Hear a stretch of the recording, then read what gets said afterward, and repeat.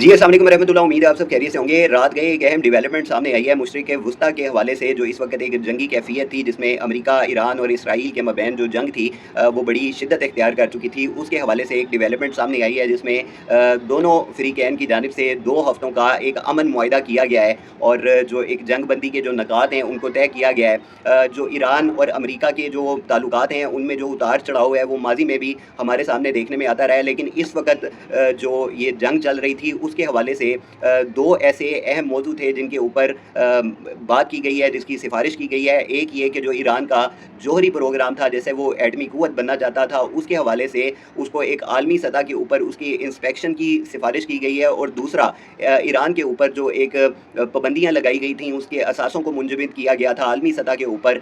तेल की खरीदो फ़रोख्त के ऊपर पाबंदियाँ लगाई गई थीं, उसके अंदर नरमी की गई है, उनका ख़ात्मा किया गया है। इस सारे मुआहिदे के अंदर सबसे अहम किरदार जिसने अदा किया है वो है चीन। चीन ने इस दफ़ा एक खामोश खिलाड़ी का किरदार अदा नहीं किया, बल्कि एक मीडिएटर के तौर पर चीन सामने आया है, जिसने ये जो कशीदगी थी अमेरिका की और इसराइल की, इसके दरमियान एक अहम किरदार अदा किया है। ईरान का और चीन का एक 25 साल का जो मुआहिदा माजी में हुआ है, उसकी वजह से इस पूरी जंग के दौरान ईरान तनहा नहीं हुआ मुआशी तौर के ऊपर। और दूसरा सबसे अहम जो एक डेवलपमेंट सामने आई थी वो थी ईरान और सऊदी अरब के दरमियान जो बढ़ती हुई कशीदगी सामने आई थी, उसके हवाले से भी चीन ने बड़ा अहम किरदार अदा किया है और इन दोनों ममालिक को एक टेबल के ऊपर बिठा कर इनकी आपस में सेटलमेंट करवाने में भी चीन ने बड़ा अहम किरदार अदा किया है। और इस सारे तनाव के अंदर जैसी सूरत हाल रही, 40 दिन तक ये जंग बगैर किसी रुकावट के जारी रही। काफ़ी सारे लोगों की जानों का ज़िया भी हुआ। मुआशी तौर के ऊपर ग्लोबली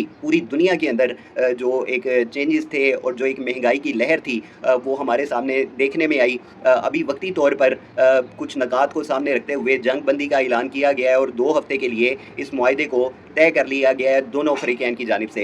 अगर हम पाकिस्तान की तरफ देखें तो पाकिस्तान ने भी बड़ा अहम किरदार अदा किया है इस जंग के अंदर। पाकिस्तान की हमेशा से कोशिश रही है कि वो अमेरिका और ईरान के जो उसके ताल्लुकात हैं पाकिस्तान के साथ, उनके अंदर एक तवाज़ुन को कायम रख सके और यही पाकिस्तान ने इस दफ़ा भी किया। दोनों ममालिक के लिए उसने एक जैसा रवैया अपनाया।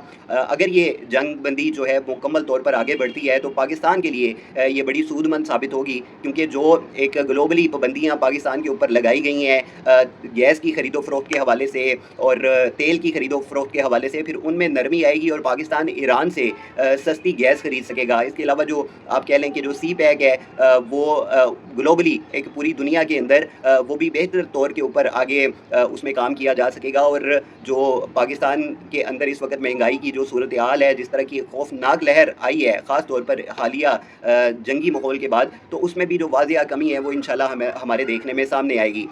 लेकिन ये जो ताल्लुकात हैं ये माजी में भी इसी तरह की जो जंग बंदी हैं वो होती रही हैं और ये पूरी दुनिया इस बात की गवाह है कि जो अमेरिका है वो हमेशा से इन पाबंदियों की खिलाफ वर्जी करता आया है और हमेशा से उसने जो जंग बंदी के मुआहदे किए हैं वो बाद में खुद ही उन मुआहदों से रूगर्दानी करता हुआ भी हमें नज़र आया है। गज़ा के हवाले से अगर हम बात करें तो कई दफ़ा जंग बंदियों का ऐलान किया गया था, लेकिन वो बेसूद रही थी, किसी किस्म का कोई फ़ायदा नहीं हुआ था। और आजकल भी अगर हम देखें तो इंतहाई खौफनाक किस्म की जो फुटेजेस हैं, जो वीडियोज़ हैं वो हमारे सामने आती हैं, जो हमारे रोंगटे खड़े कर देती हैं, हमारी कैफियत को बदल देती हैं कि जिस तरह इस वक्त गज़ा और फ़लस्तीन के जो कैदी हैं, जो अमेरिका के पास कैद थे, वो जिस तरह की सज़ाएँ उनको दे रहे हैं और जिस तरह की उनको तकलीफ़ दे मौत से गुजारते हैं, वो पूरी दुनिया को के लिए काबिल मज़म्मत है। और इस हवाले से भी पूरी दुनिया को एक पेज के ऊपर आकर इस हवाले से बात करनी चाहिए, क्योंकि जो सलूक गज़ा और फ़लस्तीन के लोगों के साथ किया गया है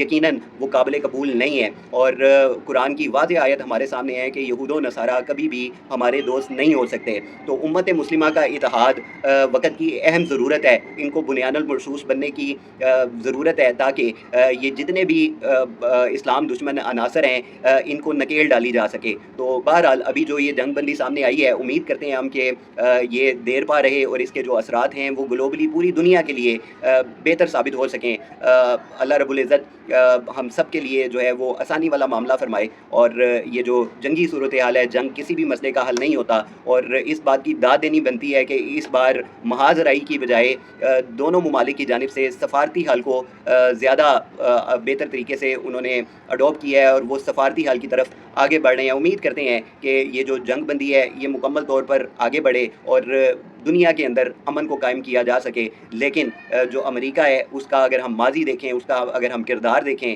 تو یہ اس بات کی گواہی ہے کہ یہ ہمیشہ جو معاہدہ کرتے ہیں پھر اس سے روگردانی بھی کرتے ہیں، اس سے منہ موڑتے ہیں، اور جس کا نتیجہ پھر یہی نکلتا ہے کہ دنیا کے اندر ظلم اور بربریت کی، فسطائیت کی مثالیں قائم کی جاتی ہیں۔ تو اللہ اس امت کو اتحاد نصیب فرمائے اور بنیاد المرصوص بننے کی توفیق عطا فرمائے۔ جزاک اللہ۔